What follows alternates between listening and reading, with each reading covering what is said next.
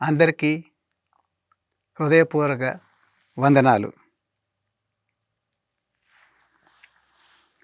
ఈరోజు చెప్పుకోబోయే విషయం ఏంటంటే, జీవన సమరంలో విజయం సాధించడం. ఒక విధంగా చెప్పాలంటే, నా లోపలి కురుక్షేత్రం. ఈ విషయాన్ని పరమహంస యోగానందులు రచించిన గాడ్ టాక్స్ విత్ అర్జున అనే పుస్తకం నుంచి తెలుసుకుంటాం. ఈ పుస్తకం గాడ్ టాక్స్ విత్ అర్జున అంటే భగవాన్ అర్జునుల సంవాదం అనేది పరమహంస యోగానందులు గీత పైన రాసిన భాష్యం. పోయిన ఉపన్యాసంలో భగవద్గీతలోని మొదటి అధ్యాయం మొదటి శ్లోకం గురించి చదువుకున్నాం. ఈరోజు రెండో ఒక శ్లోకం నుంచి పునః ప్రారంభిస్తాం. రెండో శ్లోకం మొదలుపెట్టే ముందు పోయినసారి ఏం చెప్పుకున్నాము అనే దాన్ని సంక్షిప్తంగా ఒకసారి గుర్తు చేసుకుందాం. అప్పుడు కంటిన్యూటీ బాగుంటుంది. భగవద్గీత గురించి పూర్తిగా అర్థం చేసుకోవాలంటే ఆధ్యాత్మికంగా ఆ భగవద్గీత సందర్భం గురించి క్షుణ్ణంగా అర్థం చేసుకోవాలి. పాండవులు మాయాజూదంలో తమ రాజ్యాన్ని కోల్పోతారు. నియమానుసారం 12 సంవత్సరాలు అరణ్యవాసం, తర్వాత 1 సంవత్సరం అజ్ఞాతవాసం చేస్తారు. ఈ 13 సంవత్సరాలు జరిగాక తిరిగి వచ్చి తమదైన రాజ్యాన్ని కోరుతారు. కానీ హస్తినాపురంలో కూర్చొని ఉన్న కౌరవులు రాజ్యం ఇవ్వము అని చెప్తారు.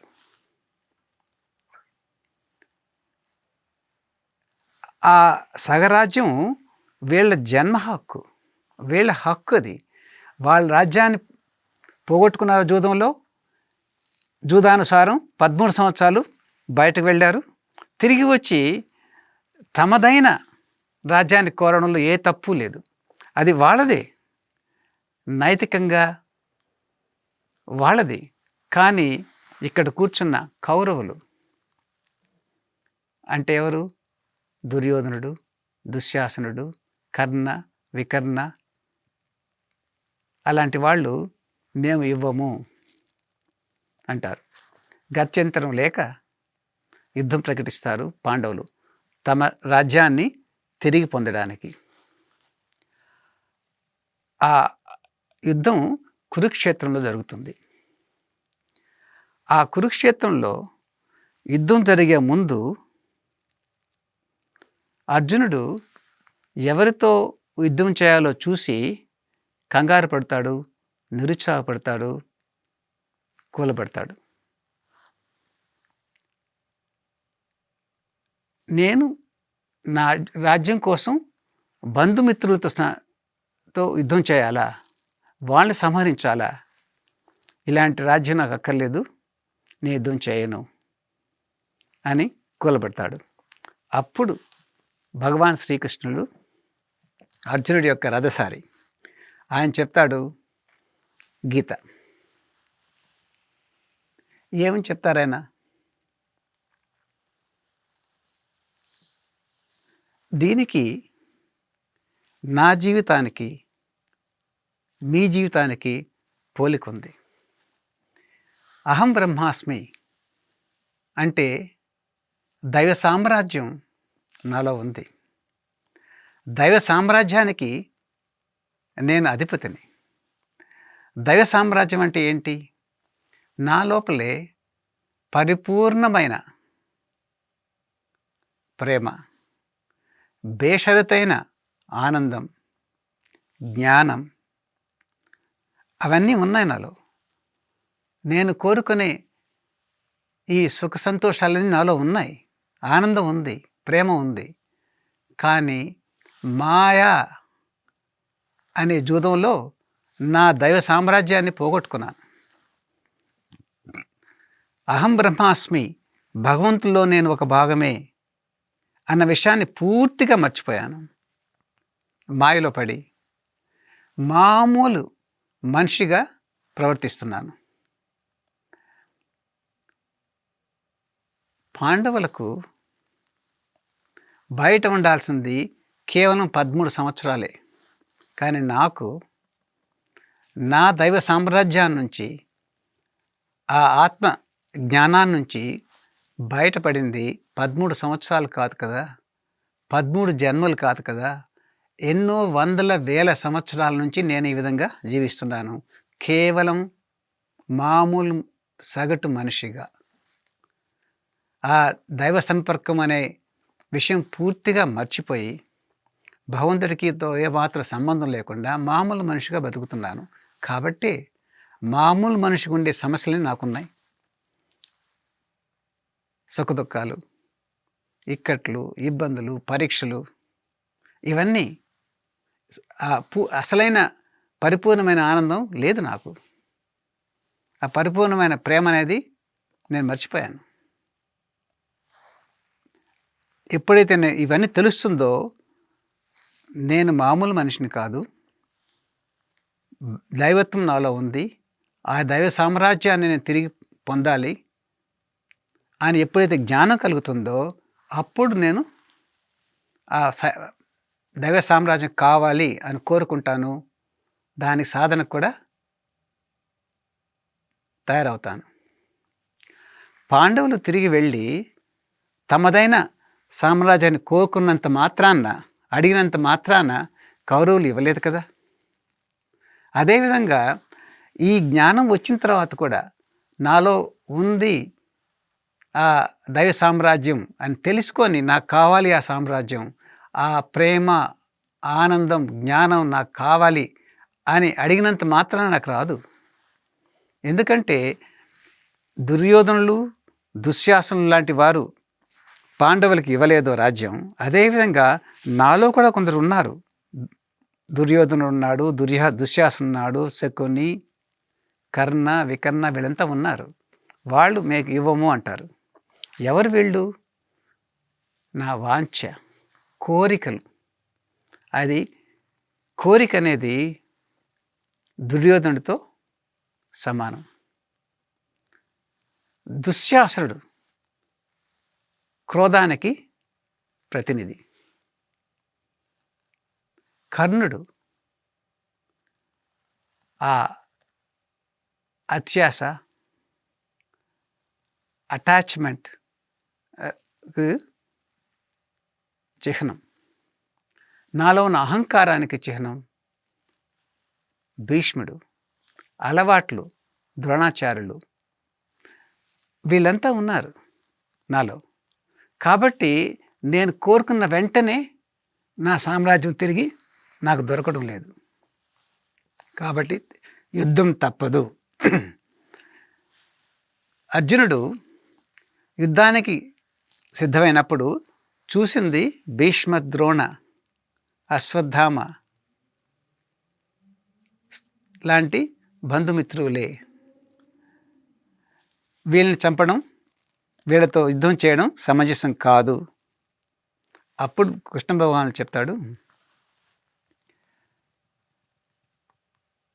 వాళ్ళు నీకు బంధుమిత్రులు కావచ్చు, కానీ వాళ్ళు నీ శ్రేయోభిలాషులు కారు. నీ సామ్రాజ్యాన్ని నీకు తిరిగి ఇవ్వడం వాళ్ళకి ఇష్టం లేదు, ఇవ్వకూడదని వాళ్ళు ప్రతిఘటిస్తున్నారు. కాబట్టి వాళ్ళు నీ శ్రేయోభిలాషులు కాదు, వాళ్ళని తొలగించక తప్పదు, వాళ్ళని యుద్ధంలో జయించక తప్పదు. అప్పుడే నీ సామ్రాజ్యం నీకు వస్తుంది, అది నీ కర్తవ్యం. నువ్వు అజ్ఞానంలో ఉండి వాళ్ళు నా శ్రేయోభిలాషులు, వీళ్ళతో యుద్ధం చేయకూడదు అనుకుంటున్నావు, కానీ చేయక తప్పదు, అది నీ ధర్మం అని గీతలో చెప్తారన్నమాట. నాకు కూడా జరిగేది అదే. నా దైవ సామ్రాజ్యం తిరిగి రావడానికి నేను ఎవరిని ఎదుర్కోవాలి? ఎవరిని తొలగించాలి? నా కోపాన్ని, నా అహంకారాన్ని, నా చెడు అలవాట్లని, నా అత్యాస, గర్వం అనే ఈ కౌరవుల్ని నేను జయించాలి. ఇదే ఆధ్యాత్మిక సారాంశం భగవద్గీతలో మనకు తెలిసేది. ఈ విషయం అర్థమయ్యాక నాకు కేవలం 3000 సంవత్సరాల క్రితం హర్యానాలో ఉన్న కురుక్షేత్రంలో జరిగిన ఆ యుద్ధమే కాదు, అంతకన్నా ఎక్కువ ఉత్సాహం ఏంటంటే నాలో ప్రతిరోజు జరుగుతున్న యుద్ధం. కురుక్షేత్రం ఇక్కడ జరుగుతూ ఉంది. నాలో ఉండేది కేవలం రాగద్వేషాలు, కోపం, అహంకారం లాంటి కేవలం కౌరవులే కాదు, నాలో కొందరు పాండవులు కూడా ఉన్నారు. నేను యమనియమాలు పాటిస్తున్నాను జీవితంలో. వాళ్ళు నకుల సహదేవులు, నాలో ఉన్న నకుల సహదేవులు. కొద్దో గొప్ప ఆత్మ నిగ్రహం ఉంది, సెల్ఫ్ కంట్రోల్. అది అర్జునుడు. నాలో ఉన్న అర్జునుడు ఆత్మ నిగ్రహానికి చిహ్నం. ప్రాణాయామం చేస్తున్నాను. భీముడు ప్రాణాయామానికి ప్రతినిధి. ఆ ప్రత్యాహారం, నెమ్మదిగా కామ్గా ఉండడం, అది యుధిష్ఠిరుడు. నాకు గురుదేవులు ఉన్నారు, అంటే కృష్ణ భగవానులు. నాలో పాండవులు కూడా ఉన్నారు. కాబట్టి ఈ పాండవులకు, నాలో ఉన్న కౌరవులకు మధ్య సంగ్రామం జరుగుతూ ఉంది. అదే లోపలి కురుక్షేత్రం. ఈ కురుక్షేత్రాన్ని ఎలా జయించాలి అనేది ఈ పుస్తకం చెప్తుంది. గాడ్ టాక్స్ విత్ అర్జున, భగవాన్ అర్జునుల సంవాదము.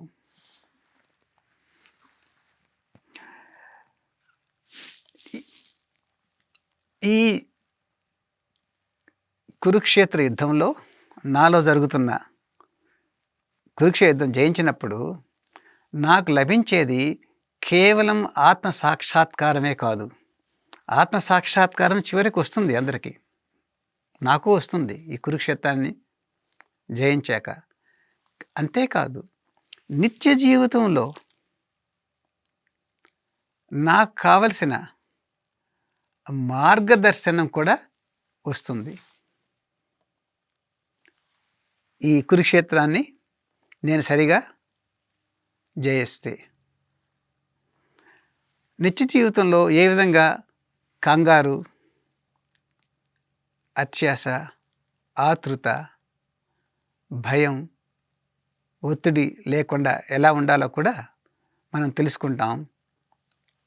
ఎలా సాధన చేయాలో తెలుసుకుంటాం. గాడ్ టాక్స్ టు అర్జున్ అని బాగా చదివితే. గురుదేవులు చక్కటి హామీ ఇచ్చారు. ఏం చెప్పారంటే, మనం సాధన చేస్తే ఇలా అవుతుంది.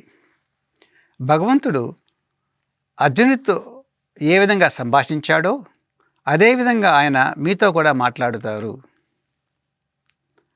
ఆయన అర్జునుడి ఆత్మను, చైతన్యాన్ని ఏ విధంగా ఉద్ధరించారో అదేవిధంగా ఆయన మిమ్మల్ని కూడా ఉద్ధరిస్తారు. భగవంతుడు అర్జునుడికి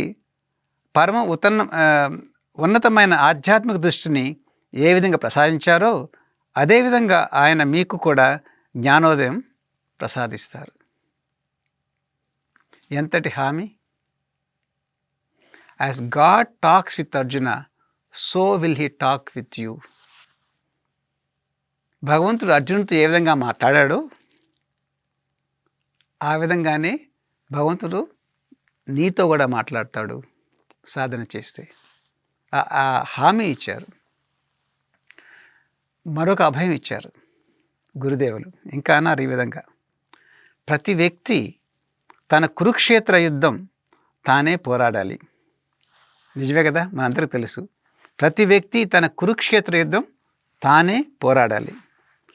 అది కేవలం విజయం సాధించవలసిన యుద్ధమే కాదు, అది ముందో వెనకో గెలిచి తీరవలసిన యుద్ధం. It is not only a war worth winnowing, but a war that must be one sooner or later. ఈ నాలో జరిగే కురుక్షేత్రం నేను గెలవవలసిన యుద్ధమే కాదు, తప్పక ఒకరోజు గెలుస్తాను, ముందో వెనకో. ఎంత త్వరగా అయితే ఎంత మంచిది కదా మనకు. అదనమాట. ఎందుకు గెలుస్తామంటే విశ్వపు దివ్య ప్రణాళిక మరియు ఆత్మ పరమాత్మల శాశ్వత బాంధవ్యం ప్రకారం మనం గెలిచి తీరాలి. నేను అనుకోవడమే కాదు, భగవంతుడి దృష్టిలో కూడా అదే ఉంది. ప్రతి వ్యక్తి తనలో జరుగుతున్న కురుక్షేత్రంలో విజయం సాధించాలి అనేది భగవంతుడి యొక్క ప్రణాళిక. ఎంతటి అభయం ఇది, ఎంతటి హామీ ఇది. ఎందుకంటే అర్జునుడికి వచ్చిన జ్ఞానోదయం మనకు కూడా వస్తుంది. కారణం, భగవంతుడికి పక్షపాతం లేదు. God has no favourites. భగవంతుడి పక్షపాతం లేనప్పుడు అర్జునుడికి ఇచ్చిన జ్ఞానం నాకు కూడా ఇస్తాడు కదా. నేను సాధన చేయాలి అంతే. సాధన చేస్తే తప్పకుండా నాకు కూడా ఆ జ్ఞానోదయం కలుగుతుంది. ఇదే గురుదేవులు మనకిచ్చిన అభయం, హామీ. దాని తర్వాత మొదటి శ్లోకంలో సామాన్య అర్థం ఏంటంటే, ధృతరాష్ట్రుడు ఇలా అంటారు: ఓ సంజయ, పవిత్ర కురుక్షేత్ర రణభూమిలో నా పిల్లలు పాండవులు మరియు కౌరవులు ఒకచోట యుద్ధావేశంతో సమావేశమైనప్పుడు వారేమి చేశారు? చాలామంది భగవంతుని గురించి చెప్పేటప్పుడు ఈ శ్లోకాన్ని గురించి పెద్దగా పట్టించుకోరు. ఇదేముంది? ధృతరాష్ట్రుడు సంజయుని అడిగాడు, పాండవులు కౌరవులు ఏం చేస్తున్నారు, ఏం చేశారు కురుక్షేత్రంలో అని అడుగుతారు. దీని వెనకే ఎంతో ఆధ్యాత్మిక అర్థం ఉంది. There deep spiritual significance for you and me. దీని అర్థం ఏంటంటే, పాండవులు కౌరవులు మధ్య యుద్ధం అంటే జీవితం అంటేనే పరమాత్మకు పదార్థానికి మధ్య, ఆత్మకు శరీరానికి మధ్య, జ్ఞానం అజ్ఞానానికి మధ్య, ఆరోగ్యం అనారోగ్యాల మధ్య, ఆత్మనిగ్రహం మరియు ప్రలోభాలకు మధ్య, మరియు విచక్షణా బుద్ధికి ఇంద్రియాలకు మధ్య జరిగే ఒక యుద్ధాల పరంపర. అది ఎప్పుడు యుద్ధం జరుగుతూనే ఉంది. ఆత్మనిగ్రహం, ప్రలోభాలు, my self control and the temptations, ఎప్పుడు జరుగుతూ ఉంది యుద్ధం. అదేవిధంగా నా ఆరోగ్యం, నా అనారోగ్యం, యుద్ధం జరుగుతూ ఉంది. అది ప్రతి ఒక్కరిలో జరుగుతూ ఉంది యుద్ధం. అది దీని అర్థం. ప్రతిరోజు సాయంకాలం మనం ఆత్మవిమర్శ చేసుకోవాలి, ఇంట్రాస్పెక్షన్.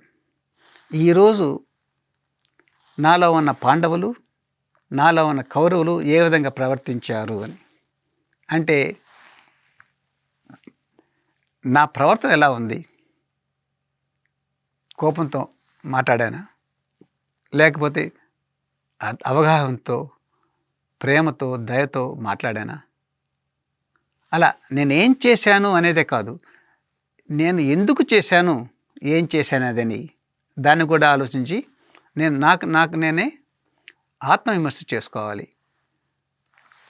ధృతరాష్ట్రుడు సంజయుడిని అడిగాడు కదా, పాండవులు కౌరవులు ఏం చేస్తున్నారు యుద్ధరంగంలో?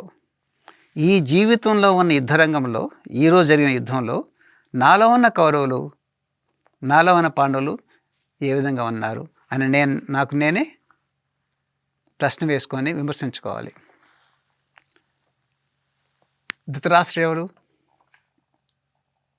దుర్యోధుడు వాంఛకు, దుశ్శాసనుడు కోపానికి చిహ్నం.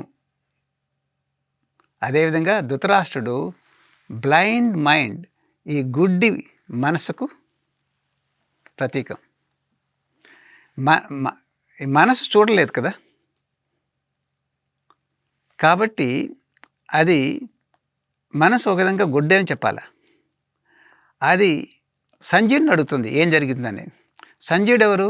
మనలో ఉన్న ఆత్మవిమర్శ, ఇంట్రాస్పెక్షన్, నిష్పక్షపాతమైన ఆత్మవిమర్శ. మనసు ప్రశ్న వేయాలి మన ఆత్మవిమర్శకి, ఈరోజు ఏం జరిగింది అని. అప్పుడు మనలో మంచిని పెంచుకునే అవకాశం ఉంది. మనం ఏమైనా చెడు ప్రవర్తన ఉంటే దాన్ని గమనించి ఇక చేయకూడదు అనే నిర్ణయంతో ముందుకెళ్ళాలి. సాధన చేస్తున్నామా లేదా అనేది. అది మొదటి శ్లోకం. ఇప్పుడు అంతవరకు మనం పోయిన ఉపన్యాసంలో చెప్పుకున్నాం. Now will start with the second shloka. రెండో శ్లోకంతో మొదలెడదాం. శ్లోకం మొదలెట్టే ముందు స్వామి వాసుదేవానందజీ పాడిన రెండో శ్లోకం విందాం. సంజయ ఉవాచ దృష్ట్వా తు పాండవానీకం వ్యూఢం దుర్యోధనస్తదా ఆచార్యముపసంగమ్య రాజా వచనమబ్రవీత్. దృష్ట్వా తు పాండవానీకం వ్యూఢం దుర్యోధనస్తదా ఆచార్యముపసంగమ్య రాజా వచనమబ్రవీత్. గురుదేవులు ఇచ్చిన దాని సామాన్య అర్థం. సంజయ ఉవాచ, సంజయుడు ఇలా చెప్పాడు. అప్పుడు రాజైన దుర్యోధనుడు వ్యూహముగా ఏర్పడిన పాండవ సైన్యములను చూసి గురువులైన ద్రోణి వద్దకు వెళ్ళి ఈ విధముగా అన్నాడు. చాలా సింపుల్గా ఉంది కదా. ధృతరాష్ట్రుడు అడిగాడు, పాండవులు కౌరవులు ఏం చేస్తున్నారు? మొదటి శ్లోకం. రెండో శ్లోకం సంజయుడు చూసి చెప్తాడు, దుర్యోధనుడు యుద్ధరంగములో సిద్ధమైన పాండవ సైన్యాన్ని చూసి ద్రోణాచార్యుకు దగ్గరకు వెళ్ళి ఇలా అన్నాడు. అంతే. ఈ శ్లోకాన్ని గురించి కూడా చాలామంది పెద్దగా పట్టించుకోరు. ఏముంది? అడిగిన ప్రశ్నకు జవాబుగా ధృతరాష్ట్రుడు అడిగిన ప్రశ్నకు జవాబుగా సంజయుడు అంటాడు, సైన్యాన్ని అంతా చూసి ఎవరితో అయితే యుద్ధం చేయాలో ఆ సైన్యాన్ని చూసి దుర్యోధనుడు ద్రోణాచార్యులకు వెళ్ళి ఇలా అంటారు. దీని వెనక్కి కూడా చాలా గంభీరమైన అర్థం ఉంది. ఆధ్యాత్మిక సాధకులకు వర్తించే అర్థం. అంటే నీకు నాకు బాగా వర్తిస్తుంది అది. ద్రోణాచార్యులు ఎవరు? నాలో ఉన్న అలవాట్లకు చిహ్నం.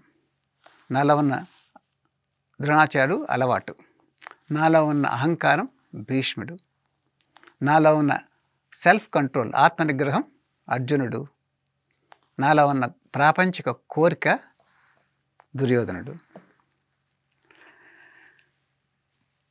మామూలు సాధారణ వ్యక్తి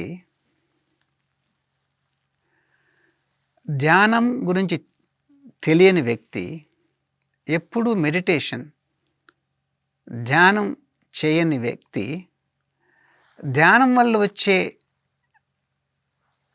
గాఢమైన ఆనందం గురించి ఏమీ తెలియదు. ఎందుకంటే ఎప్పుడూ ధ్యానం చేయలేదు కదా. కాబట్టి ధ్యానం వల్ల వచ్చే ఆనందం ఎలా ఉంటుంది, అంతర్గతమైన ఆనందం అనేది ఎప్పుడూ అనుభవంలోకి లేదు. అది లేక ఆ ఆనందాన్ని వదిలేసి మామూలుగా ఈ ఇంద్రియాల ద్వారా వచ్చే ఆనందంతో సరిపెట్టుకుంటాడు. అంటే కళ్ళ ద్వారా ఏమి రాగలదు అంటే టీవీని చూడడం, టీవీ చూస్తూ చూస్తూ అంటే ఏదో కొంచెం ఆనందం వస్తుంది, అదేవిధంగా ఏదో పాటలు వింటూ లేకపోతే పొగడ్తలు వింటూ, అదేవిధంగా నాలుక ఇదొక ఇంద్రియం. నాలుక ద్వారా ఏదో తింటూ వచ్చే ఆనందాన్ని పొందుతూ ఉంటాం. మామూలుగా వ్యక్తి ఆ విధంగా ఇంద్రియాల ద్వారా వచ్చే ఆనందాన్ని పొందుతూ తృప్తి పడతాడు. అంటే ఇంతకన్నా మంచిగా ఉన్నది, గాఢంగా ఉన్న ఆనందం అనే విషయం తెలియదు జీవితంలో. ఎప్పుడు దాన్ని అనుభవించలేదు. ఒకసారి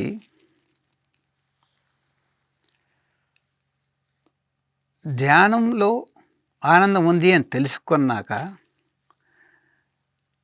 ఏ వ్యక్తి అయినా ధ్యానం మొదలెట్టినప్పుడు, ధ్యానం చేయాలి, దీనివల్ల చాలా ప్రయోజనం ఉంది మొదలైనప్పుడు, అప్పుడు ఏమవుతుందంటే నాలో ఉన్న వాంఛ, ప్రాపంచిక వాంఛ, అంటే ప్రపంచమైన ఉన్న ప్రపంచిక విషయాలపైన ఉన్న కోరిక కొంచెం కంగారు పడుతుంది. ఏంటి, ఇప్పుడు ధ్యానం అనేది నేను మొదలుపెడితే మామూలుగా ఇన్ని రోజులుగా నాకు అలవాటైన సంతోషాలు కళ్ళ ద్వారా, నోటి ద్వారా, మిగతా ఇంద్రియాల ద్వారా వచ్చి సంతోషాన్ని ఇంక వదులుకోవాలా, నాకు ఏమైపోతానప్పుడు అని కంగారు పడిపోయి వెంటనే అలవాటుని మేలుకొల్పుతాడు. ద్రోణాచార్య అలవాటు కదా, అలవాటుని మేలుకొల్పుతాడు. ఎందుకంటే నిరుత్సాహపరచడానికి, నాలో ఉన్న ప్రాపంచిక వాంఛ ధ్యానం చేయకుండా ఉండాలని నిరుత్సాహపడతాడనమాట. దీన్ని ఇంకో విధంగా చెప్తాను. ధ్యానాన్ని ఒకసారి అలవాటు చేసుకోవాలని ఉద్దేశంతో మొదలెట్టనుకోండి, ఏమవుతుంది, అప్పుడే ఆలోచనలు వస్తాయి. అలవాటు ప్రకారం చూడు, ఈ సమయంలో నువ్వు మంచి టీవీలో వస్తున్న సీరియల్ని మిస్ అవుతున్నావు. అక్కడే ఆ సినిమా థియేటర్లో ఒక మంచి సినిమా నడుస్తుంది, దానికి వెళ్ళాలి. లేకపోతే నువ్వు ఫోన్ చేసి రాబోయే వారంలో జరగాల్సిన విషయం, పార్టీని గురించి మాట్లాడాలి. గుర్తుంచుకో, ఆఫీస్ పని ఇంకా మిగిలింది, వెంటనే పోయి చెయ్యి అని ఏదేదో గుర్తొస్తాయి. ఎందుకు వస్తాయంటే అవి లోపల ఉన్న వాంఛ అనేది కంగారు పడుతుంది. నేను ఇక ధ్యానం చేస్తే ఈ టీవీ ద్వారా, టెలిఫోన్ ద్వారా, దీని ద్వారా వచ్చే సుఖాన్ని వదులుకోవాలా అని వెంటనే అది గుర్తు చేసుకుంటారు. ఇప్పుడు అవి ముఖ్యం కదా అని దానికి వెళ్తాం. నిద్ర ముఖ్యం, దానికి వెళ్తాం. తిండి ముఖ్యం, ధ్యానం వదిలేసి దానికి వెళ్తాం. ఎందుకంటే అలవాటు, తిండి ద్వారా వచ్చే ఆనందం, నిద్ర ద్వారా వచ్చే ఆనందాన్ని గుర్తు చేసుకొని దానికోసం వెళ్తాం, ధ్యానం వదిలేదనేసి. అది అలవాటు చేసే పని. కాబట్టి ఆ అలవాటుని మేల్కొల్పాలని దుర్యోధనుడు ద్రోణాచార్యుడికి వెళ్ళి చెప్తాడు. అదనమాట దీని అర్థం. అంటే మనకు హెచ్చరిక ఇస్తున్నారు గురుదేవులు. అసలు ఇది ఇచ్చేది ఎవరంటే వేదవ్యాసుడు. వేదవ్యాసుడే కదా రాసింది భగవద్గీతని. ఆయన సాధకులకు హెచ్చరిస్తున్నారు, జాగ్రత్తగా ఉండండి భక్తులారా. మీరు ఎప్పుడైతే ఆధ్యాత్మికమైన సాధనకు కూర్చుంటారో, అది ధ్యానం కావచ్చు, మరొక పూజ కావచ్చు, మరొకటి కావచ్చు, కూర్చుంటారో అప్పుడే ఏదో గుర్తొస్తుంది మీకు. ఇది చేయాలి, అది చేయాలి, అది చేయాలి, అది ముఖ్యం కదా అని అలవాటు ప్రకారం. ఎందుకంటే మీలో ఉన్న ఆ దుర్యోధనుడు మిమ్మల్ని ధ్యానం చేయకుండా ఆపాలన చేసే ప్రయత్నమే ఇది, ద్రోణాచార్యుని మేల్కొల్పి. అది దీని అర్థం. ఒక చిన్న సామెత ఉంది ఇంగ్లీష్లో, to be four warned is to be four armed. దాని అర్థం ఏంటంటే, ముందుగానే హెచ్చరిక చేస్తే ముందుగానే సరైన ప్రయత్నాలు చేస్తాం కదా ఆ ప్రమాదాల నుంచి తప్పుకోవడానికి. అదనమాట to be four warned is to be four armed. ముందుగానే హెచ్చరిక చేస్తే రాబోయే ప్రమాదాల గురించి తొలగించుకునేట్టుగా మనం ప్రయత్నం చేస్తాం అన్నమాట. అదనమాట వేదవ్యాసం మనకిచ్చే హెచ్చరిక ఇది. ముందుగా ఇది నువ్వు ధ్యానం మొదలెట్టేటప్పుడు ఇలా అవుతుంది జీవితంలో, గుర్తుంచుకో ఆ విషయం అని. అదనమాట. ఇంకోటి ఏంటంటే కొంచెం వీటిని జయించి, ఇలాంటి ప్రలోభాలను జయించి ధ్యానంలో కూర్చుంటారు. అండ్ ఆ కూర్చున్న తర్వాత కూడా ఈ ద్రోణాచార్యుడు అలవాటు ఏదో తీసుకొస్తుంది ఆలోచనలు. ఒకటి కూర్చోకుండా చేయడం, కూర్చున్న తర్వాత కూడా ధ్యానంలో ఏమొస్తుంది, ఏదో ఆలోచన వస్తాయి. ఆ పని పూర్తి చేయలేదు నేను, లేకపోతే ఈ పని చేయాల్సి వస్తుంది, ఇలా ఉంటుంది, అది ఉంటుంది, అది ఏదేదో ఆలోచనలు వస్తుంటాయి. అది కూడా ద్రోణాచార్యుడు అప్పుడే మేల్కొన్నాడు. చెడ్డ అలవాటు, ఈ మంచి అలవాటుని మీరు మంచి అలవాట్లు మీరు పడకుండా ఉండేదానికి చూసుకుంటారు అన్నమాట. ఇది ప్రతి సాధకుడి జీవితంలో జరిగే విషయం ఇది.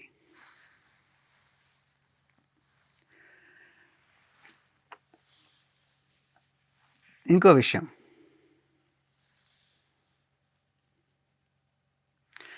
ఆధ్యాత్మిక విచక్షణ, ఆత్మ నిగ్రహం అలవరుచుకొని అశాంతి మనిషి దుర్యోధనుని ప్రలోభాలకు, ద్రోణుని యొక్క ఆధ్యాత్మిక ఉదాసీనత, ఇంద్రియ సౌఖ్యాలనే పాత అలవాట్లు ప్రేరణకు బలి అవుతాడు. We become victim of our own past bad habits and desires. మన గత చెడలవాట్లు, కోరికల ద్వారా మనం బలైపోతాం. ఆధ్యాత్మిక చింతన, ఆధ్యాత్మిక ఉత్సాహం అనేది పోతుంది, బలైపోతుంది. ఇదనమాట. అది హెచ్చరిక. ఇది వేదవ్యాసులు, గురుదేవులు మనకిచ్చే హెచ్చరిక, జాగ్రత్తగా ఉండండి, ఇలా జరగవచ్చని. కానీ పూర్తిగా నిరుత్సాహపడవలసిన అవసరం లేదు. మనకు ఉత్సాహంగా ఉండే విషయం కూడా ఉంది ఇక్కడ. ఏంటంటే అలవాటు అనేది కేవలం చెడు అలవాటే కాదు, మనలో కొంచెం మంచి అలవాట్లు కూడా ఉన్నాయి. మన మంచి అలవాటుని కూడా అలవాటు చేసుకోగలం. ద్రోణాచార్యులు కౌరవులకే కాదు గురువు, ఆయన పాండవులకు కూడా గురువు. హి was Guru of both Pandavas and Kauravas, ఇద్దరికి. అదేవిధంగా అలవాటు అనేది మంచి అలవాటు కావచ్చు, చెడు అలవాటు కావచ్చు. మనం ఆ మంచి అలవాటు అనే ద్రోణాచార్య దగ్గరికి వెళదాం. అప్పుడు ఆ ద్రోణాచార్య మనకు సాయం చేస్తారు. మన మహాభారతం బాగా చదివితే అర్థమవుతుంది. పరిస్థితుల ప్రభావం వలన ద్రోణాచార్యుడు కౌరవుల పట్ల యుద్ధం చేశారు, పాండవులకు వ్యతిరేకంగా. కానీ హృదయంలో ద్రోణాచార్యుడికి ఉండేదేంటి? పాండవులు గెలవాలి. ఆయనకు లోపల ఉంది. ఇన్ హార్ట్ ఆఫ్ హార్ట్స్ ఈ desire the victory for Pandavas although fighting for Kauravas. కౌరవులకు ఆయన సమర్థత ఇస్తున్నా సరే లోపల మాత్రం పాండవులు గెలిస్తే బాగుంటుంది అనుకుంటున్నారు ఆయన. అంటే అది ఉంది, మంచి అనేది నీలో నాలో కూడా ఉంది. మంచి అలవాట్లు కూడా ఉన్నాయి, చెడు అలవాట్లే కాదు. మనకు సోమర్థనం ఉండొచ్చు, ధ్యానం చేయాలని ఉత్సాహం లేని సోమర్థనం ఉండొచ్చు, కానీ చేయాలన్న ఉత్సాహం కూడా ఉంది. దాన్ని పెంచుకుంటే ఈ చెడు అలవాట్లు కిందకి వెళ్తాయి, మంచి అలవాట్లు పైకి వస్తాయి. కాబట్టి మనలో ఉన్న ఆ మంచి అనే ద్రోణాచార్యుని మనం పట్టుకోవాలి, ఆయన సాయం తీసుకోవాలి. అది తప్పక వీలవుతుంది. ఇప్పుడు ద్రోణాచార్యుడు చెడైనప్పుడు ఏమవుతుంది? మనకు ధ్యానం చేయాలని ఉత్సాహం ఉండదు, సోమర్థనం, లేకపోతే ప్రలోభాలు. ఇంకోటి ఇంకా ముఖ్యమైన విషయం ఉంది, ఆ విషయం ఆ కార్యక్రమాల్లో పాల్గొనాలి అన్న ప్రలోభాలు, అలవాట్లు. ఈ అలవాట్లని అధిగమించాలంటే మంచి అలవాటు చేసుకోవాలి. ఏంటది? క్రమం తప్పకుండా ధ్యానం చేయడం అనేది అలవాటు చేసుకోవాలి. అప్పుడు ద్రోణాచార్య మనకు బాగా సాయం చేస్తారు. గురుదేవులు చెప్తారు, పరమశివానందులు, the most destructive shaft of maya delusion is unwillingness to meditate. అంటే అతి హానికరమైన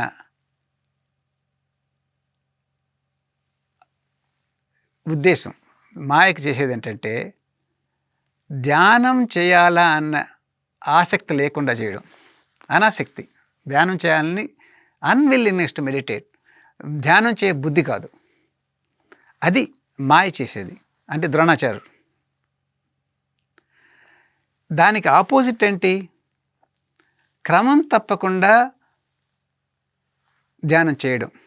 అంటే రెగ్యులారిటీ ఇన్ మెడిటేషన్. క్రమం తప్పకుండా. అది ఏదో ఆలోచించి ధ్యానం చేయడం కాదు. అలవాటు ప్రకారం ధ్యానం చేయడం. అది ఒకసారి అలవాటైతే ఏ ప్రలోభాలు మనల్ని ఆపు. మనం చూస్తుంటాం కదా మన చుట్టూ కొందరు. రోజు ఏ విధంగా ఉన్నా సరే ఎలాంటి రోజైనా సరే వాళ్ళు సాయంకాలం తప్పకుండా ధ్యానం చేస్తారు. నిద్ర లేసాక ఒకసారి ధ్యానం చేస్తారు. ఎందుకంటే అలవాటు అయిపోయింది. ద్రోణాచార్యులు వాళ్ళు బాగున్నాడు. మంచి ద్రోణాచార్యుడు అక్కడ బాగా తయారై ఉన్నాడు. అదేవిధంగా మీరు నేను చేసుకోవాల్సింది ఆ క్రమశిక్షణ, క్రమం తప్పకుండా ధ్యానం చేయడం అని ఎలాగో అలవాటు చేసుకుంటే ఒకసారి కొన్ని రోజులయ్యాక ఆ అలవాటే మిమ్మల్ని రక్షిస్తుంది. ఇంతకుముందైతే ధ్యానం చేయడం ఎంత అనాసక్తిగా ఉండేదో ఇప్పుడు ధ్యానం చేయడం అనేది ఎక్కువ అవుతుంది. వదలడం అనేది అనాసక్తిగా ఉంటుంది. వదలరు, ఎందుకంటే అలవాటైపోతుంది.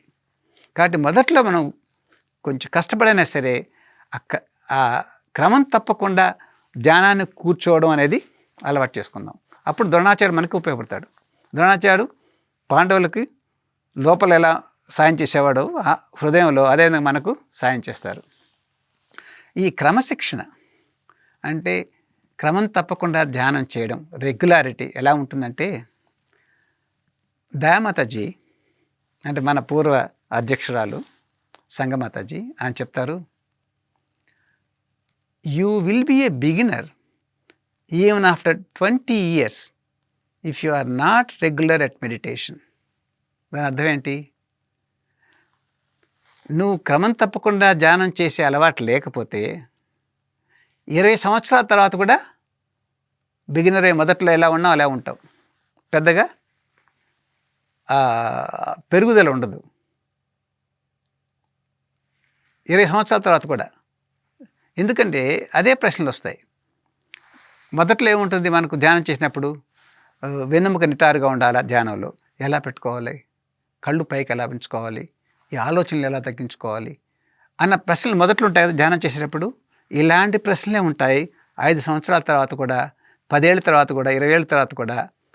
ధ్యానం ప్రతిరోజు చేయకపోతే, ధ్యానం ప్రతిరోజు చేస్తూ ఉంటే అప్పుడు ఇవన్నీ మనకు అదుపులోకి వస్తాయి. ఆలోచనలు అదుపులోకి వస్తాయి. కూర్చోవడానికి శరీరం సాయపడుతుంది. కాబట్టి ఆ స్థితికి వెళ్ళాం. 20 సంవత్సరాల తర్వాత కూడా మొదట్లో ఉన్నట్టు కాకుండా క్రమం తప్పకుండా ధ్యానం కూర్చోవాలి అంతే. ఇంకో సలహా, ఈ సలహా నా స్నేహితుడు ఒకడు ఇచ్చారు. నేను చదువుకునేటప్పుడు మీ ఇద్దరం రీసెర్చ్ చేసేవాళ్ళం. ఆయన నాకంటే కొంచెం 2 ఏళ్ళు నాకంటే సీనియర్గా ఉండేవాడు, పెద్ద నాకంటే. ఆయన ధ్యానంలో ఉండేవాడు. నాకంటే ముందుగానే ధ్యానం మొదలెట్టాడు. ఆయన చెప్పాడు, never think whether to meditate or not, just sit down and meditate. అర్థం ఏంటి? ధ్యానం చేస్తానా లేదా, ధ్యానం చేయాలా లేదా అని ఎప్పుడు ఆలోచించకు, కూర్చొని ధ్యానం చేసి. ఉదాహరణకి రోజంతా ఏదో పని చేశారు మీరు, సాయంకాలం 6 గంటలకి ఈరోజు ధ్యానం చేద్దామా, ఈరోజు ధ్యానం చేయనా అడిగానుకోండి. మిమ్మల్ని మీరే ప్రశ్నించుకోండి, ఈరోజు ధ్యానం చేయనా అని అడగగానే మీకు చాలా విషయాలు గుర్తొస్తాయి. అయ్యో! అక్కడ ఈరోజు సీరియల్ ఉంది కదా! అది చూడాలి ఇప్పుడు ఈ టైంలోనే. తర్వాత న్యూస్ ఐటెమ్ ఉంది. అది ఏమవుతుంది? అక్కడ ఇండియాలో ఏమైంది? అమెరికాలో ఏమైంది? ఇంగ్లాండ్‌లో ఏమైంది? అది ఇప్పుడు తెలుసుకోవాలి కదా! ఇప్పుడే న్యూస్ చూడాలి కదా! అక్కడ సినిమా ఉన్నట్టుంది, మంచి సినిమా. తమ ఫ్రెండ్‌కి గుర్తు చేసుకోవాలి కదా! మనం ఏదో నెక్స్ట్ వీక్ మనం ఏదో ఫోన్ చేసి మాట్లాడుకోవాలి కదా! ఆ ప్రోగ్రామ్ గురించి. మిగతా వాళ్ళంతా అందరితో కలిసి భోజనం చేయాలా? నా కోసం మిగతా వాళ్ళు వెయిట్ చేస్తున్నారు. వాళ్ళతో భోంచేస్తే బాగుంటుంది ఇప్పుడే. ఓకే. భగవంతుడు అర్థం చేసుకుంటారు. ఈరోజు వదిలేసి రేపు దీర్ఘంగా ధ్యానం చేస్తాను. వదిలేద్దాంలే. రేపు చూసుకుందాం అని ఏదో ఆలోచనలు వస్తాయి. దీన్ని ధ్యానం వెనకపడిపోతుంది. అంటే అలవాటు లేదు. అడుగుతున్నారు ప్రతిరోజు మీరు ఈరోజు ధ్యానం చేయనా లేదా అని. ఇంకో విషయం ఏంటంటే నేనెప్పుడు అడగను భోంచేస్తానా చేయాలా లేదా అని. I never ask whether to eat it or not. I never ask whether to sleep are not. నేనెప్పుడు అడగను ఈరోజు నిద్రపోదామా లేదా, ఈరోజు సాయంకాలం భోంచేయనా లేదా అని ఎప్పుడు అడగను. కొంచెం ఎక్కువో కొంచెం తక్కువో, కొంచెం ముందుగానో కొంచెం ఆలస్యంగానో భోజనం చేస్తాను. ఎందుకంటే భోజనం అత్యవసరం. భోజనం చేస్తాను. ఎక్కువో తక్కువో, ముందో వెనకో చేసేస్తాను. అదేవిధంగా రాత్రి అయ్యాక నిద్రపోతాను. కొంచెం ఆలస్యం కావచ్చు కానీ నిద్రపోతాను. ఈరోజు నిద్రపోనా లేదా అని ఆలోచిస్తానా? లేదు. కానీ అలాంటప్పుడు ధ్యానానికి ఎందుకు రావాలా ప్రశ్న? అంటే నిద్రపోయే అలవాటు ఉంది కాబట్టి ఆటోమేటిక్గా నిద్రపోతాను. భోజనం చేసే అలవాటు ఉంది కాబట్టి ఆలోచించకుండానే భోంచేస్తాను. ఆ స్థితికి రావాలి. ధ్యానం చేయడం అనేది అలవాటు అంతే. సాయంకాలం వేసాక నేను ఒకసారి కూర్చొని ధ్యానం చేసేయాలి. ఉదయం లేచాక ధ్యానం చేయాలి. అది స్నానం చేయకముందో స్నానం చేసిన తర్వాత కూర్చొని ధ్యానం చేయాలి. ఆ తర్వాత పనిలోకి వెళ్తాం. ఆ తర్వాత భోజనం చేసి మన కార్యక్రమాలు మొదలెడతాం. అంతేకాని నిద్రలేసాక ఈరోజు ధ్యానం చేయనా వదిలేద్దామా అనే ఆలోచన ఎందుకు రావాలి? ఆలోచన వచ్చిందంటే అలవాటు లేనట్టే కదా. అంటే ఆ మంచి ద్రోణాచార్యుడు మీరు లేరు. మంచి అలవాటు లేదు. అది కలుగ చేసుకోవాలి. అందుకని ఆ స్నేహితుడు ఇచ్చిన సలహా అదే అనమాట. Never think whether to meditate or not, just sit down and meditate. ఎప్పుడు ఆలోచించకు ధ్యానం చేయనా వదిలేనా అని ఆలోచించకు. కూర్చొని ధ్యానం చేసి లేవగానే ఇంకా ఆలోచించేదేంటి? అంతే. కూర్చొని మీరు ధ్యానం చేయి. స్నానం చేయి, లేకపోతే స్నానం చేయకముందు, స్నానం చేసిన తర్వాతనో ధ్యానం చేసి. అదే సాయంకాలం ఇంటికి వచ్చాక పనులు అయ్యాక ఏదో కొంచెంసేపు రెస్ట్ తీసుకోను, టీ తాగో, ఆ తర్వాత ధ్యానం చేయి. చేయకపోతే అలవాటు లేనట్టే అదనమాట. ఇంకొక విషయం కూడా ఉంది. మరొక డివోటీ యొక్క అనుభవం చెప్తాను మీతో. ఈ డివోటీ నాకు బాగా తెలిసిన వ్యక్తి. ఆయన గురుదేవుతో ఒక ఒప్పందం పెట్టుకున్నాడు. ఈ made A pact with Guruji. ఏంటంటే ఆ ఒప్పందం, ఈ use to pray, Guruji, regularity at meditation is my responsibility, but going deep in to meditation is your responsibility. ఏంటి? క్రమం తప్పకుండా ధ్యానం చేయడం అనేది నా బాధ్యత. ధ్యానంలో గాఢంగా పోవడం అనేది నీ బాధ్యత. కూర్చోవడం అనేది ధ్యానంలో నా బాధ్యత అంతవరకు. కానీ ధ్యానంలో లోతుగా వెళ్ళాలనేది మాత్రం నీ బాధ్యత అని చెప్తాడు. అర్థమైంది ఇక్కడ? ఎందుకంటే ధ్యానం చేసేవాళ్ళకి అర్థమవుతుంది, ప్రతిరోజు అనుకున్నంతగా లోతుగా వెళ్ళలేకపోవచ్చు. ధ్యానంలో ఆలోచనలు కానీ, మరొక విషయం కానీ, శరీరం కానీ కొంచెం ఇబ్బందులు పెట్టవచ్చు. అనుకున్నంతగా గాఢంగా వెళ్ళలేకపోవచ్చు. కానీ ఏవైనా సరే అదే అంటే ఏకాగ్రత అనేది ఎంత లోతుగా వెళ్ళగలను ధ్యానం అనేది నా కంట్రోల్లో లేదు. అయినా సరే కూర్చునేది మాత్రం నా కంట్రోల్లో ఉండాలి, అలవాటు మాత్రం నేను చేసుకుంటాను అని గట్టిగా చెప్పాడు. చూడండి, ధ్యానం చేసే వాళ్ళకి తెలుస్తుంది ఎంత మనకు ఆ కాన్సన్ట్రేషన్, ఏకాగ్రత అనేది మనకు పూర్తిగా మనకు అదుపులో ఉండదు. ఒకరోజు ఉంటుంది, ఒకరోజు రాకపోవచ్చు ఆ ఏకాగ్రత. అయినా సరే నేను వదలను అన్నాడు. కానీ ఈ వ్యక్తి చెప్పలేదు, నేను ఎలా కూర్చోగలను, భగవంతుడి ఆశీస్సులు ఉంటేనే కదా నేను ధ్యానం చేయగలను, లేదా గురుదేవుల యొక్క దీవెనలు ఉంటే నేను ధ్యానంలో కూర్చోగలను, లేదు నేను ఆయన ఆశీస్సులు లేదు నేను ఎలా కూర్చోగలను, అది చెప్పలేదు. కూర్చునేది నా బాధ్యత. అది నిశ్చయం, ఆ డిటర్మినేషన్. నేను కూర్చుంటాను ఉదయం సాయంకాలం, ఏమైనా సరే నేను ఉదయం సాయంకాలం నేను భోంచేస్తాను, అదేవిధంగా ఉదయం సాయంకాలం ధ్యానం కొంచెంసేపు కూర్చుంటాను అన్న నిర్ణయానికి వచ్చాడు. కాబట్టి ఆ వ్యక్తే చెప్తాడు కొన్ని సంవత్సరాల తర్వాత,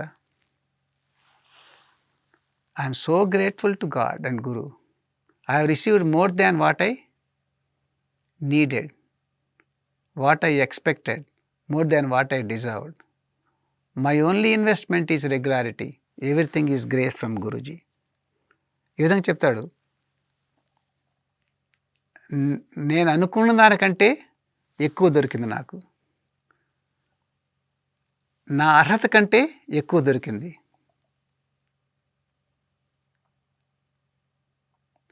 నేను ఊహించిన దానికంటే ఎక్కువ దొరికింది. నా పెట్టుబడి ఏంటంటే క్రమం తప్పకుండా కూర్చోవడం అనేది. ఈ దీవెనలన్నీ వచ్చింది ఆయన గురించి. నా అవసరాల కంటే కూడా ఎక్కువగా దొరికాయి నాకు, నా అర్హతల కంటే కూడా ఎక్కువ దొరికాయి, ఊహన కంటే కూడా ఎక్కువ దొరికాయి. ఎంత వచ్చిందంటే నేను కేవలం కూర్చోవడం మాత్రం అలవాటు చేసుకున్నాను. కానీ ఆ లోతుగా వెళ్ళడం అనేది కానీ, ఈ ఆలోచనలు కానీ, ఆనందం, ఆ ప్రేమ, అవన్నీ ఆయనే నాకు ఇచ్చారు. రెగ్యులారిటీ అంటే క్రమం తప్పకుండా ధ్యానం చేసే అలవాటు. అంటే ద్రోణాచార్యులు పాండవులకి బాగా చేస్తారు కూడా, చేశారు కూడా. కాబట్టి కంగారు పడాల్సిన అవసరం లేదు. ద్రోణాచార్యుడు కౌరవులకు సాయం చేస్తున్నారు, వాళ్ళ తరపున యుద్ధం చేస్తున్నారని అలవాటు అనేది మంచి అలవాటు కూడా ఉంటుంది. కాబట్టి క్రమం తప్పకుండా ధ్యానం చేసి అలవాటు చేసుకుంటే ఆ ద్రోణాచార్యుడే, ఆ అలవాటే మనకు సాయం చేస్తుంది చివరికి.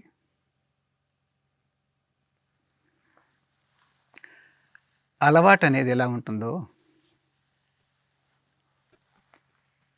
దానికి 2 ఉదాహరణలు ఇస్తాను.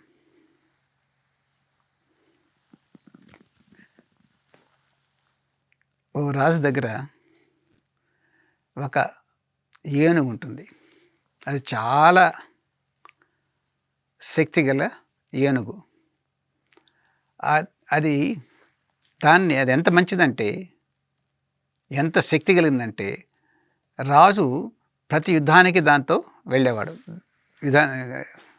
అది ఎన్నో యుద్ధాలకి జయం చేసేందుకు కారణమైంది. దానివల్ల రాజు కూడా గెలిచాడు.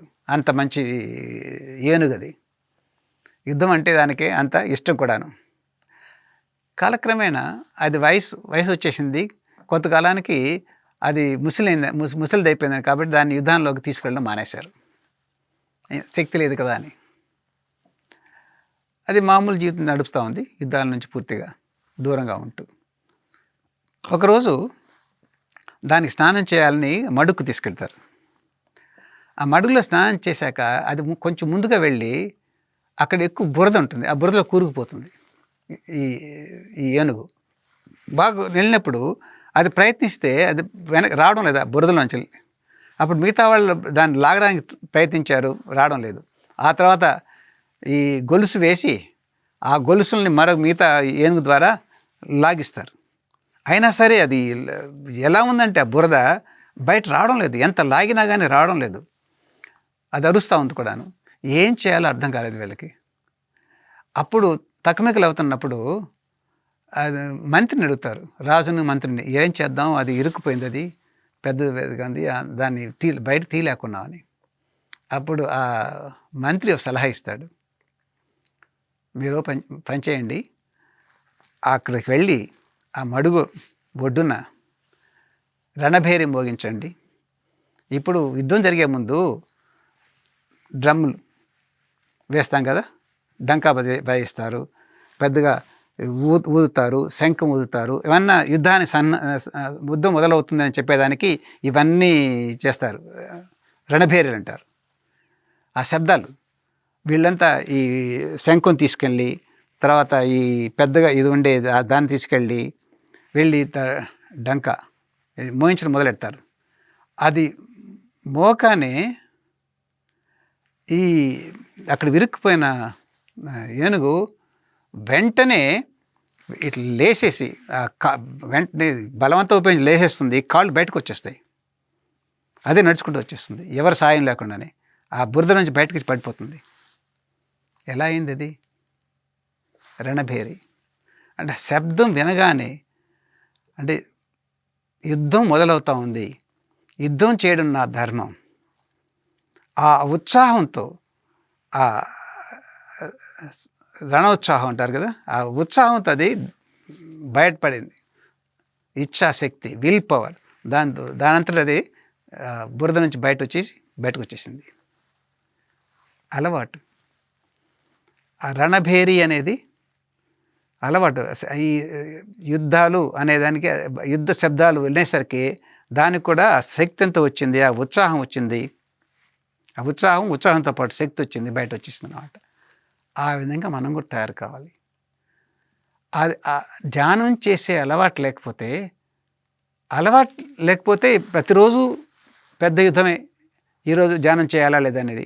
ఒక్కసారి అలవాటయ్యాక ఏమాత్రం కష్టం కాదు, ఆటోమేటిక్గా కూర్చుంటాం మనం ధ్యానంలో. ఇప్పుడు అలారం మోగింది అనుకో ఉదయం, నేను ఆఫీస్కి వెళ్ళాల్సింది 10 గంటలకి, అలారం మోగుతుంది 6 గంటలకి. ఇప్పుడే టైం కదా చూసుకో, తయారు కావచ్చు అని దానికి అలారం మనం ఆపేస్తాం, ఇంకాసేపు నిద్రపోతాం. అది మళ్ళీ మోగుతుంది, మళ్ళీ ఆపేస్తాం. ఎందుకంటే 10 గంటలు కదా చూసుకుందాం, లేచి స్నానం చేసి టిఫిన్ చేసి పోవచ్చులే. అదే లేచాక ఇంటికి టిఫిన్ చేయకముందు ధ్యానం చేసే అలవాటు అని ఉంటే, అది లేకనే మామూలు అలా కాదు, అది వేకప్ అది మెడిటేషన్ చేయాలనే దానికి రణభేరి. లేదు ఇప్పుడు కానీ నేను మెడిటేట్ చేయకపోతే ఆ తర్వాత నాకు టైం ఉండదు, టిఫిన్ చేయాలా, ఆఫీస్కి పోవాలి కదా. కాబట్టి వెంటనే అలవాటు అనేది ఉంటే ఈ అలారం అనేదే మనకు రణభేరి అవుతుంది, వెంటనే లేచేస్తారు. ఎందుకంటే నాకు మొదట చేయాల్సిన ఆఫీస్ కాదు, పోవడం కాదు, ఇది చేయాలి, అలవాటు అనమాట. ఎప్పుడైతే ఐడియా ఆలోచన వస్తుందో లేగానే చేయాల్సిన మెడిటేషన్, అంతే వేసేస్తారు. అలవాటు అన్నమాట. ఇది మంచి అలవాటు చేసుకుంటే ఆ విధంగా ఉంటుంది. ఇంకో విషయం, చెడులు అనేది ఏముంటుందంటే, ద్రోణాచార్యుడు కౌరవుల ఉండేది కూడా, అది కూడా ఇబ్బంది పెడుతుంది. దానికి ఉదాహరణగా ఒక పక్షి అనేది ఉంది. ఆ పక్షిని బోయేవాడు ఏ విధంగా పట్టుకుంటాడంటే, వల వేసి పట్టుకోడు, ఇంకో రకంగా పట్టుకుంటాడు. ఏం చేస్తాడు అతను, ఒక చెట్టు కొమ్మ పైన ఇలాంటి ఒక రాడ్ పెడతారు, ఒక కమ్మె, ఇనప కమ్మె పెడతాడు. ఆ ఇనప కమ్మె 2 సపోర్ట్ మీద ఉంటుంది, సింపుల్గా, గట్టిగా ఉండదు, సపోర్ట్గా ఉంటుంది. ఎలా ఉంటుందంటే, దాన్ని అట్లా పట్టుకుంటే అది తిరుగుతుంది అనమాట. తిరిగేదాని ఇనప కమ్మె 2 సపోర్ట్లు ఉంటాయి. ఈ 2 సపోర్ట్లను కొమ్మ పైన పెడతాడు. ఈ పక్షి వచ్చి 2 కాళ్ళతో ఈ కమ్మి మీద పెడుతుంది. ఇది కమ్మి మీద పట్టగానే అది తిరుగుతుంది, ఉన్న కమ్మె అది తిరగగానే ఇది కిందకి వచ్చేస్తుంది. అంటే పక్షి తల కిందకు వస్తుంది, కాళ్ళు పైకి ఉంటాయి, కాళ్ళు పైకి ఉన్నాయి, తల కిందకు ఉంది. అది కింద చూసేసరికి అది భూమి కనిపిస్తుంది, ఆకాశం కదా కనిపించేది, భూమి కనిపిస్తుంది. ఆకాశం అయితే ఎంతో విశాలమైంది, ఎగిరిపోతుంది సులభంగా. ఇక్కడ ఉండేసరికి నేను ఏముంటుందంటే, నేను వదిలేసానంటే అది నేను కింద పడిపోతాను,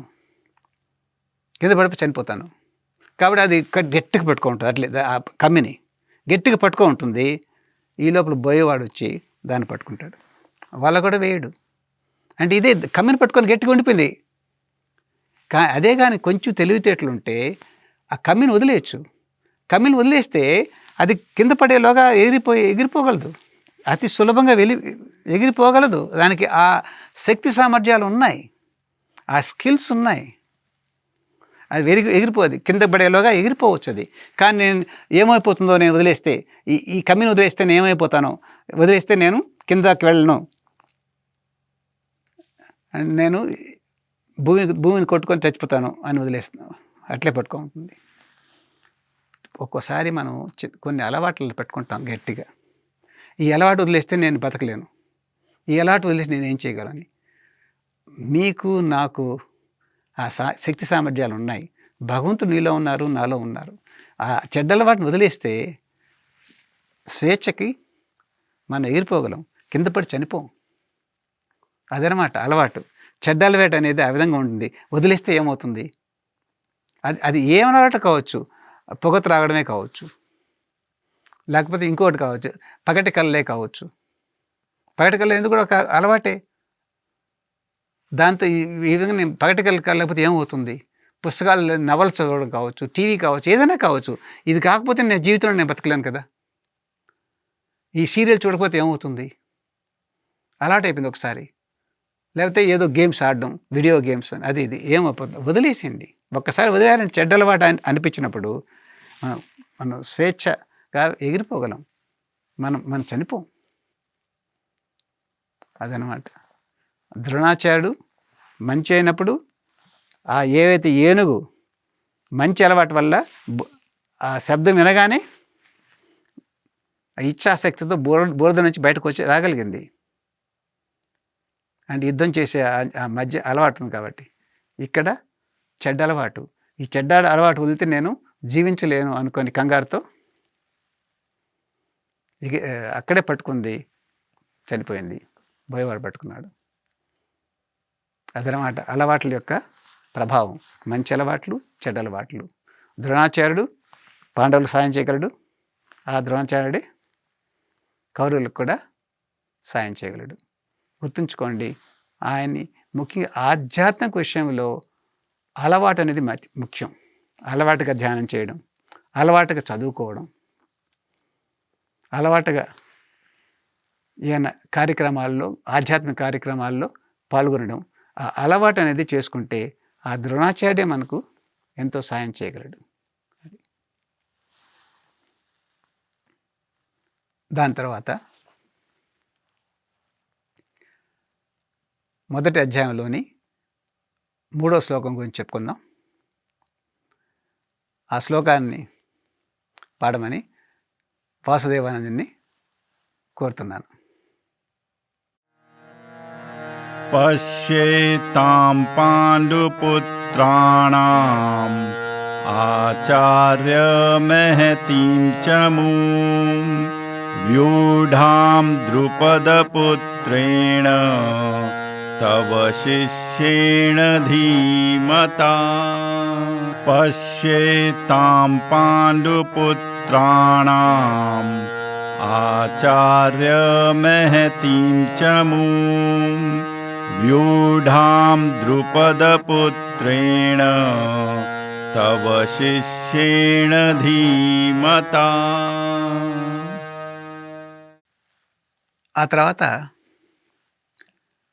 3, 4, 5, 6 శ్లోకాల్లో యుద్ధంలో పాల్గొనడానికి వచ్చిన పాండవులు, వాళ్ళని సమర్థించాలన్న ఉన్న మిగతా రాజుల గురించి దుర్యోధనుడు ద్రోణాచార్యుడికి చెప్తారు. క్లుప్తంగా దీని అర్థం చెప్తాను. ఆ తర్వాత మరొక ఉపన్యాసంలో వివరంగా తెలుసుకుందాం. కురుక్షేత్ర యుద్ధంలో పాండవులు గెలుస్తారు.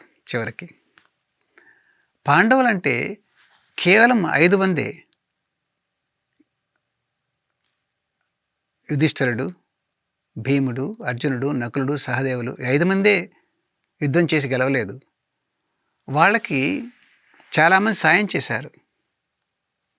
విరాటుడు, ద్రుపదుడు, దృష్టద్యుమ్న, కాశీరాజ, కుంతిభోజ, శైభ్య, యూధాన, అలాంటి చాలామంది వీరులు వాళ్ళ తరపున యుద్ధం చేశారు, చివరికి విజయాన్ని చేకూర్చారు. అదేవిధంగా ఈ నాలో జరుగుతున్న కురుక్షేత్రంలో, అంటే ఈ సాధన, ఈ ఆధ్యాత్మిక సాధనలో కేవలం నాలో ఉన్న ఆత్మనిగ్రహం, సెల్ఫ్ కంట్రోల్, యమనియమాలు, ప్రాణాయామం, ఈ ప్రత్యాహారం, వీటితోనే నేను గెలవలేను. ఇవి చాలా అవసరం, కానీ వీటితో పాటు ఇంకా కొన్ని గుణాలు కావాలి. అవన్నీ కలిసినప్పుడు, నాకు సాయం చేసినప్పుడు నేను ఈ యుద్ధాన్ని గెలవగలను. పాండవులకు ద్రుపదుడు, దృష్టద్యుమ్నుడు, విరాటుడు, కాశీభోజ ఎలా సాయం చేశారో, ఆ విధంగా నా ప్రాణాయామం, ఆత్మనిగ్రహంతో పాటు ఇంక కొన్ని గుణాలు నేను ఏర్పరచుకోవాలి. ఏంటి గుణాలు? భక్తి, శ్రద్ధ, ఆధ్యాత్మిక స్మృతి, స్పిరిచువల్ మెమరీ, ప్రజ్ఞ, వైరాగ్యం, సమాధి స్థితి, ఆసనం, సరైన ఆసనం, ఇలాంటి ఈ గుణాలను కూడా నేను అలవాటు చేసుకోవాలి. అప్పుడు నాకు పూర్తి సాయం లభిస్తుంది నాకు యుద్ధాన్ని జయించడానికి. ఈ విషయాన్ని 3, 4, 5, 6 శ్లోకాల్లో, మొదటి అధ్యాయంలోని ఈ 3, 4, 5, 6 శ్లోకాల్లో తెలుసుకుందాం మనం.